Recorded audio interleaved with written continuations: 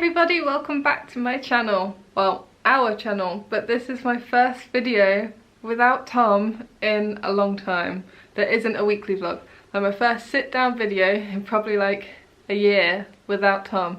And it's a bit mad, like, it's a bit weird to be sat here on my own. But today I'm going to talk about my top 15, well I say top, but they're just random things because I can't really rank them. But my favourite 15 things to watch on Netflix. It's TV shows and films. The films Tom has watched with me, but the TV shows he prefers films over TV. He watches YouTube and things like that, so when I'm watching my shows he watches his YouTube. But I thought I would let you know because this is the perfect time to sit and watch things on Netflix because we're all inside. Like, as much as it is sunny and we want to be sitting outside in our gardens if you have one, or just basking in the sun as it comes through the window, we all do have that craving to sit and watch TV. So I thought I would let you know my 15 top things to watch on Netflix. So I'm gonna go with the obvious. This isn't in my list because it is too obvious. Like, if you have to watch this on Netflix because you've not seen it before, you've been under a rock. So Friends is not on my list. I started watching Friends on Channel 5 and then on Comedy Central, so for me Netflix is just like watching random episodes when I'm bored, but it is amazing. If you have not seen Friends, where have you been? Watch it. You don't have to go from the first episode, you can watch any episode as long as you know that it's the 6 characters. That's all you have to know. Like, it's somewhat follows the story sometimes, but the overall story is that they're friends and they live in a flat, like 2 flats, well 3 flats, sometimes 4, but yeah, you get my point. Friends is always gonna outrule, so it is not on the list. Okay, so I'm going to start with the big one, my absolute favourite TV show. I have watched this I think 8 times through. I usually watch it once a year, and it's just my favourite TV show in the world. It's Gilmore Girls. It's a lot of people's favourite TV show, I know that, but if you have not watched it, I really do urge you to watch it. It's so easy. There's not really too much to it apart from that it's Lorelai and her daughter Lorelai, but they call her Rory, and it's just their life together. So Lorelai moved out from her parents when she was 16 because she was pregnant with Rory, but her parents are very like upper class, like they have the big American rich people house, and they have lots of money, and they wanted her to go to Ivy League school and marry properly and all of this, but Lorelai went off and had Rory on her own and has been living like that. And it's so good, like it just shows, it's so wholesome, and it shows how that you can get by and things like that and have the best of everything, even if you don't have the best, if that makes sense. But it's just so good, it's so funny. If I had her humour, I just wish that I was Lorelai, like I really do. But yeah, so number 1 is Gilmore Girls. Okay, so number 2, sticking to that sort of same hilarity kind of thing, it's completely different in the sense that it is not based on what could be real life, but it is The Good Place. So The Good Place is a, I think, 53 episode long TV series. It's like 6 seasons, like there's not 53 episodes in one series, but it is about a lady called Eleanor, but she's played by Kristen Bell for one, which makes it amazing, but number 2, she's gone to heaven, the good place, but this Eleanor, turns out that she is not the Eleanor who is meant to be there. So how there are many Jessica Williamses in the world, she has gone to the good place in place of another Eleanor, but she doesn't want to not be in the good place, so she doesn't tell anybody. And that is the whole concept of the whole thing, and bad things go wrong, and then she tells somebody and they have to like keep it secret and like make it so that she has to be there, so then they try and make her the good person who deserves to be in the good place. And it's so funny. Kristen Bell is just hilarious, and there is just so good. I can't remember the man's name, but the main guy in it is out of 3 Men and a Baby, and when me and Tom watched that film we were just like, oh, it's the man out of The Good Place. literally was the best thing. Realising that he, from so young, is now him in this amazing TV show. It was just great. But yeah, this TV show I would definitely recommend. I blitzed through it. Tom watched some episodes with me. They're only like 25 minutes long as well, so they are good to like watch if you just need something to watch while you're getting ready, or just something on the bus or something like that. But you can watch it anywhere. Like, it is so good and you just get drawn into it. It is amazing. Like, you will not be able to stop watching this TV show. Number 3, you will all know that this is going to be on the list because I'm such a Disney fan. If you love Disney and you haven't watched this, I would highly recommend it. It is Once Upon a Time. So Tom isn't too fond on this one. He thinks it's a bit not far-fetched, but he doesn't believe it, if that makes sense. Season 1 is a bit like that. Like, I've started re-watching it. I watched it about 4 years ago now, but there is 6 seasons, I think, 6 or 7, I can't remember. But the best ones are like 2, 3 and 4. The first one is a bit far-fetched. Essentially, it is about Snow White and Prince Charming, and a bunch of other Disney characters have all been cursed by the evil queen, so Snow White's stepmom, to be in the mortal realm, so in our world, without their memories of being the fairy tale characters. So Snow White doesn't know that she's in love with Prince Charming, but they have a daughter and she is got by her son.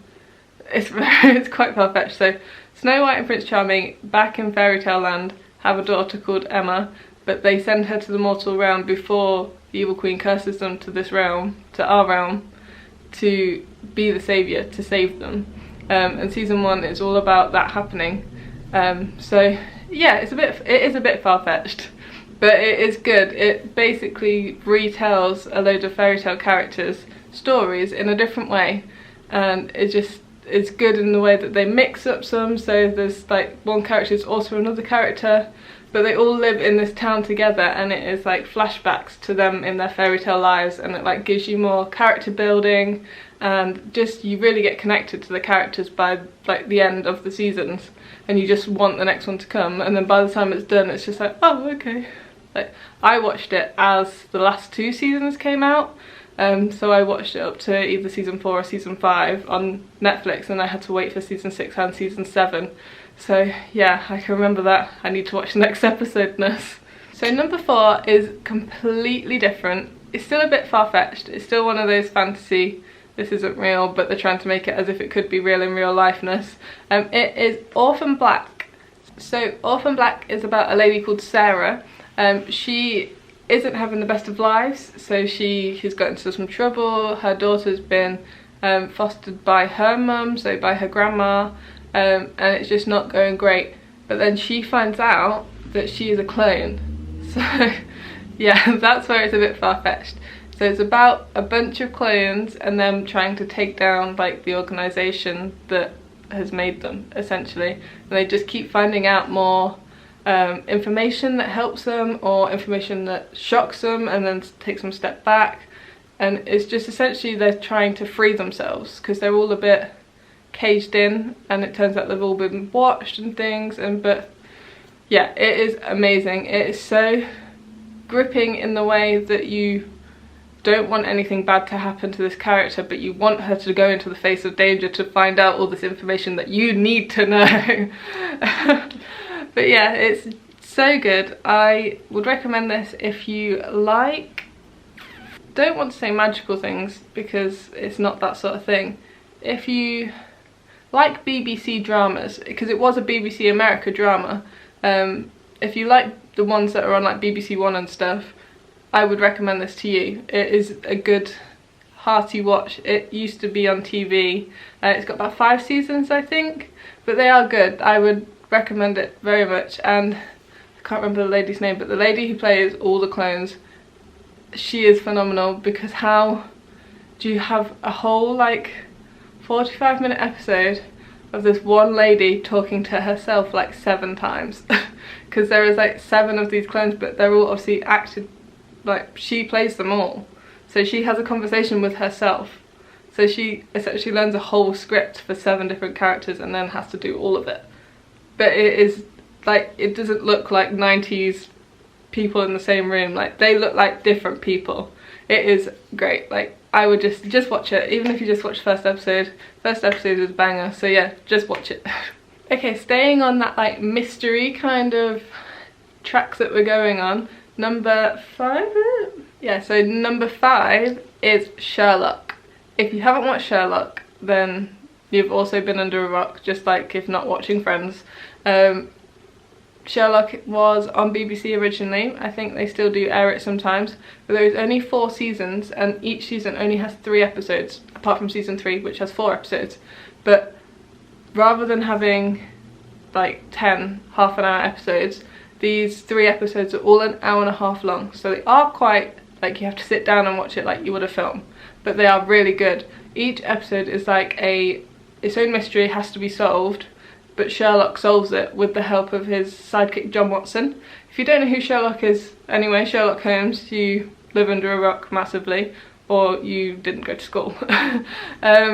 Sherlock Holmes is just, he is a detective, but this season is him with Benedict Cumberbatch playing Sherlock, but it delves deep into like his family and like his past and his like his own horrors and all of this. It like makes him relive things that he has experienced and repressed to solve these mysteries for other people, or for the police, or for actually something that is coming at him. He needs to solve it so he knows what's next and things like that. But it also gives you like John Watson's deep personal connections with trying to find a girlfriend while still being with Sherlock and doing all these things and being in the face of danger, and then having to put them in the face of danger but not wanting to, and him having a job and all of these different things. Like, it gives you each side of these people's lives, but they're both doing this for different reasons or for one reason, but they don't know that. Like, I don't want to give too much away if you haven't watched it. I would definitely say watch a season. You do kind of have to start at the start to understand the chronological order of everything and the connections people have with different characters, but you don't have to. Like, if you found one on TV, you'd be able to watch it, if that makes sense, but it's better if you start from the start. Okay, now just to mix it up a little bit and get off that mystery train that we were on, I'm now going to recommend number 6 being Girlboss. So this is a Netflix original TV show. It's been out for a good while now. I can't remember what year it came out, but there is only 1 season, and it is about the girl who founded Nasty Gal, the clothing line. It's a really good clothing line, and it is a true story. So it's about I can't remember her name now, the lady who created Nasty Gal. It's her story of how she got into clothing and then her struggle to be able to get that website launched, because it's only a website, it's not got an actual physical store. Because it started out with something like she bought clothes from charity shops, well, thrift stores in America, and then she like made them up into completely new pieces of clothing. Like, she would buy a dress and then she'd just cut it up and it would either be like a cardigan or a skirt or a top or something, and it just looked amazing. All the stuff that was on the TV show obviously isn't stuff that was sold in her stores, but it looked amazing how it just became her job and it became such a big thing for her. Like, you got connected to the character. Oh, who's the actress? I need to Google it, one sec. The girl who plays, her name is Sophia Marlowe, the lady who created Nasty Gal. The person who plays her is Britt Robertson, Britt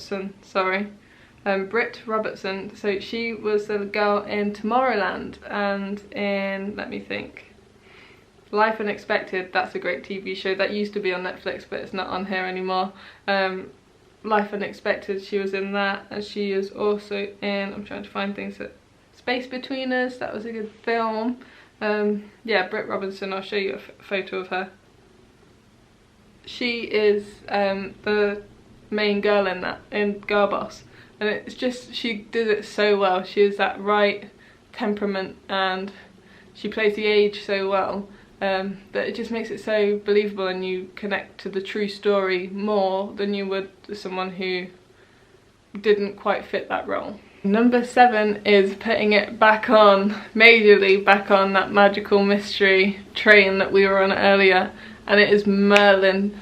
Merlin is great. I watched it on TV from the first episode all the way through to the final season of the last episode. Me and my mum, every time it was on, was like, yes, Merlin. Saturday night we'd sit down and watch it no matter what time it was, whether we were having dinner, we'd eat it on the sofa, whatever. But Merlin is amazing. If you like magical things, fantasy, the story of Arthur and the Round Table, Sword and the Stone, it's all that put in together.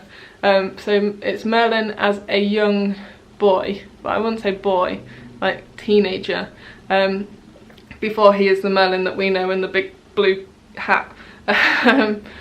So it's how he first gets his powers and his like magic as he's learning to, I don't know, protect people, I guess. But he is then assigned as the, I won't say handmaiden, but what's that in a boy? Chamber boy? I don't know. For King Arthur, well, Prince Arthur at the time. But it's just his story and then their story growing together as a friendship, and Merlin always protecting him but also trying to not get caught, because in that time people got killed for wanting to be witches and wizards and actually having magical powers. Whether they did or not, if they were suspected to, they still got killed back in that time. So it was the suspense of Merlin not being found out, but also him wanting to protect his friends and his family.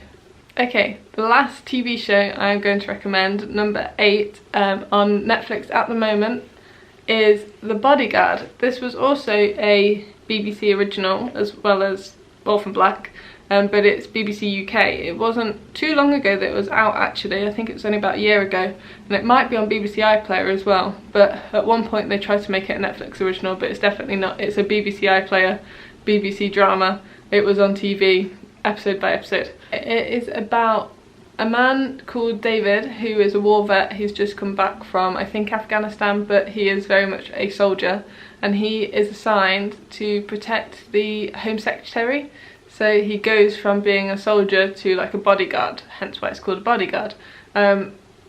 He is played by Richard Madden. Richard Madden is amazing. If you've only seen Disney films and you're watching this from Disney, he played Prince Charming, what's his name, in Cinderella. I can't remember his name now, what Prince Charming in Cinderella's name is.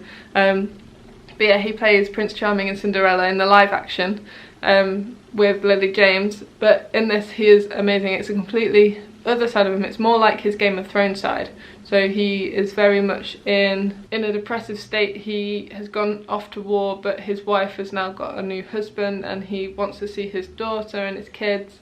But he has to live on his own and then also deal with the stress of now having PTSD but protecting the Secretary of State. But there's a whole underlying story as well that links him staying in that job through all of this, if that makes sense. It's really good. It's not that long either. I think it's only about 8 episodes, and they're only the normal BBC length, so like 50 minutes. So if you don't have too long but also want something that's gonna kill an hour, The Bodyguard is a good one. Okay, going on to films now. Now these, like I said, they're not my top films that I would recommend to you from anything. They are my things that I would tell you to watch that are on Netflix at the moment. So starting with number 1, being a good old classic that makes Tom cry. It's The Land Before Time. This was such a classic film in its time when it was made. It's about a little tiny dinosaur whose mum dies and then he has to go off in the world and live. It honestly does make you cry, and it's only something like 70 minutes long, but it pulls on your heartstrings. Yeah, I can't even talk about it.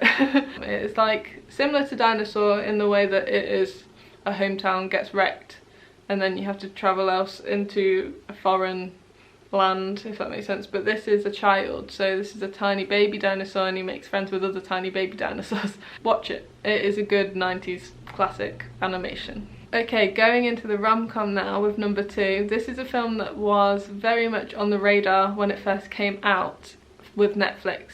It's Netflix Originals, To All the Boys I Loved Before, and then the second one is to all the boys, PS, I still love you.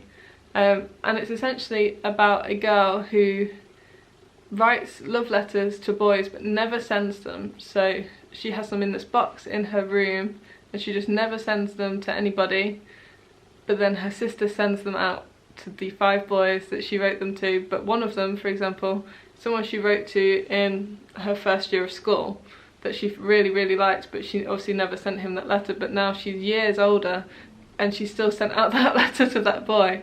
Obviously the boy then ends up knowing that it's from that time of year, but then one of them goes to a boy that she likes now who has just broken up with his girlfriend and kind of wants to get her back. So they team up to pretend to be together, and everyone knows where that road goes. In films, rom-coms, everything, that road does not go down a good way.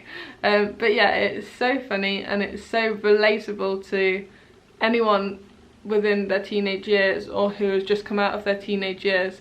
It's very much a high school drama and it is just so nice. Like, it just makes you feel for her so much, and you know how things feel that happen in this film. The second one is just as good. So second one, she gets the boy that she wants and she ends up getting the job that she wants or the work experience within her high school that she wants, but then a boy that she wrote another letter to comes back into her life again, and she just doesn't know how to deal with that because she did have feelings for him at once, but now she's got this other guy, but they were friends as well. So yeah, it's a nice love triangle story.